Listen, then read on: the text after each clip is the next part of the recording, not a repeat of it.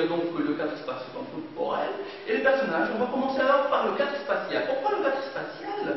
Parce que l'histoire va se passer dans un lieu précis.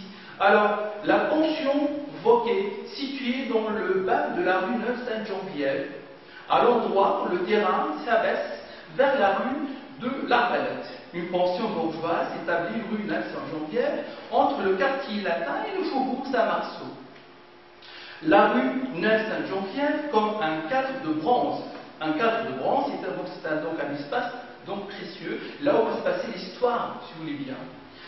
Alors, il y en a d'autres éléments aussi, les adjectifs qualificatifs, les groupes nominaux, bien sûr, qui ont des valorisantes.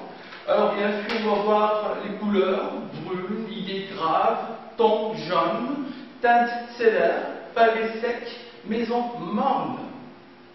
Alors, comme deuxième élément, le cadre temporel.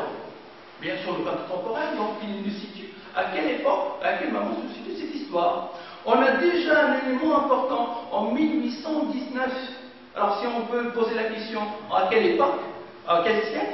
Alors là, c'est au 19e siècle, bien sûr, là où coïncidait à la restauration de la monarchie absolue de France, d'une manière générale. Pour les personnages, il y a, dès le début du texte, Madame Vauquet, un jeune homme, une jeune fille, pauvre, le père Goriot et d'autres pensionnaires, bien sûr.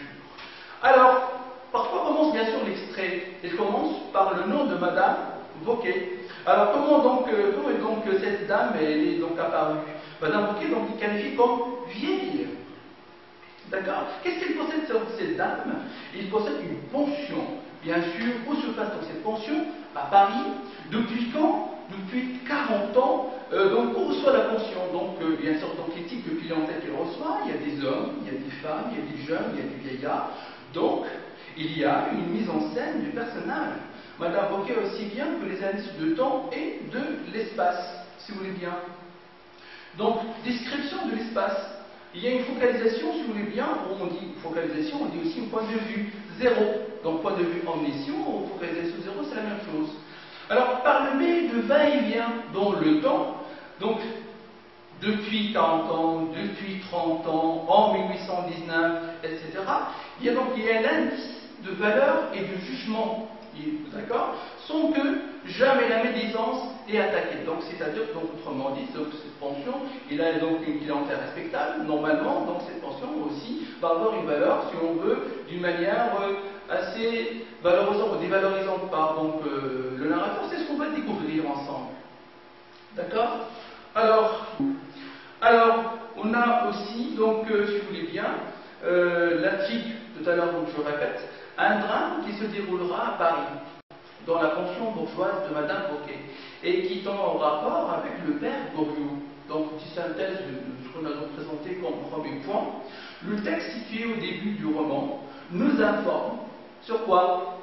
Sur le lieu, le temps, les personnages et l'intrigue de l'histoire. Il y a donc une fonction informative. D'accord? Alors, on va voir maintenant le deuxième point, à savoir l'ancrage du récit dans la réalité. Il y a l'évocation des noms des rues. C'est-à-dire quoi donc l'ancrage du récit dans la réalité? Qu'est-ce qui rend cette histoire réelle? Quels sont les éléments qui rendent cette histoire réelle? Parmi donc les éléments, on a les noms des rues qui existaient dans la réalité. Les noms des rues, des quartiers, de la ville, où se passe le drame.